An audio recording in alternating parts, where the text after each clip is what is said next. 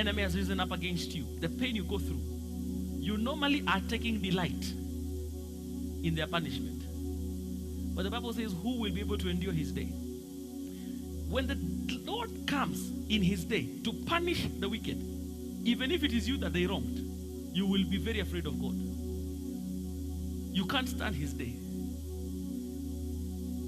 You desire it because you think God will punish them. That they slapped you and you think he will slap them back. God doesn't do those kinds of things. When God begins working on a person that slapped you, the way he works on them, you will pray for them. I'm telling you the truth. We have never seen the vengeance of God. There is a reason why he is slow to anger. When God reacts, he doesn't react just according to his anger, even though he is angry. But he acts according to his righteousness. What he does will make him be called worthy. You've got to be very afraid of that. You've got to be very afraid of that. That's why you wanted God to come the time people spoke against you and you said, Bwana waonyeshe. Wewe ndo uliniita. Na Bwana akataka kuonyesha. Kwa sababu ile siku atawaonyesha, hata wewe utamwambia niite tena, just to be sure. Just to be sure ni wewe uliniita mara ya kwanza. The Bible says, who can stand before him when he's angry? His anger, the Bible says, is for a moment. His anger is for a moment. But the Bible says, who can stand before him when he's angry? That moment. Because the Bible says what? To proclaim the acceptable year of the Lord and the day of vengeance. The acceptable year is a year. But vengeance is because who can stand it? Who can stand when he is angry?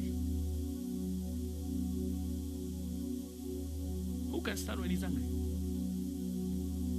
And that's why in that day you've got to be very ready, because God will begin killing all. You have to understand that when God killed the firstborn, he didn't kill the firstborn of Pharaoh. Who is it that had hardened his heart? Pharaoh. Who should have died? Pharaoh.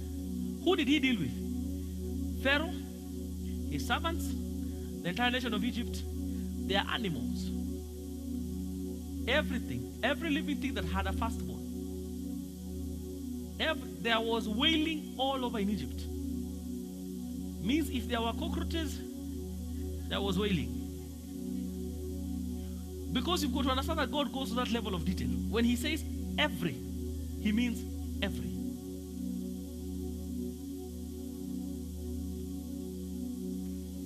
That's why I handle him very carefully. You see me? I don't play with him. I don't play with him. Because you know the problem is that we've never seen him angry. We've never dealt with his anger.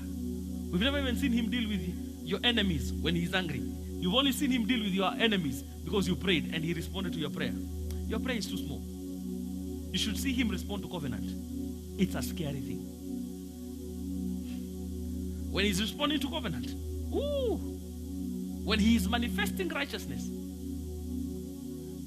not judging in your favor, manifesting righteousness. On the day he's manifesting righteousness, you will not want to be there. And that day, because in that day, that is a revelation of glory. He comes in his glory. The Bible says that when the Lord shall build up Zion, he will come in his glory.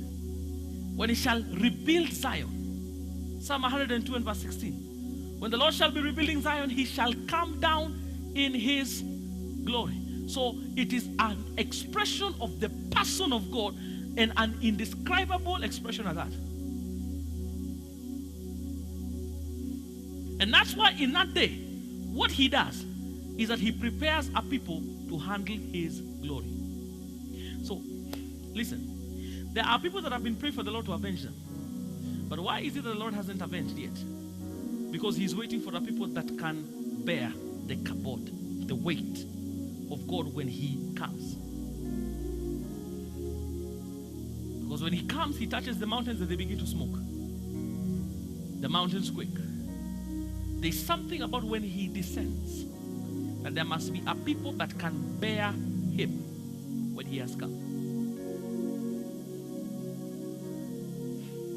So God is at Sinai because Moses is at Sinai, and Sinai can handle God.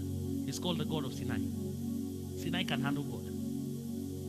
So God is executing deliverance from Sinai.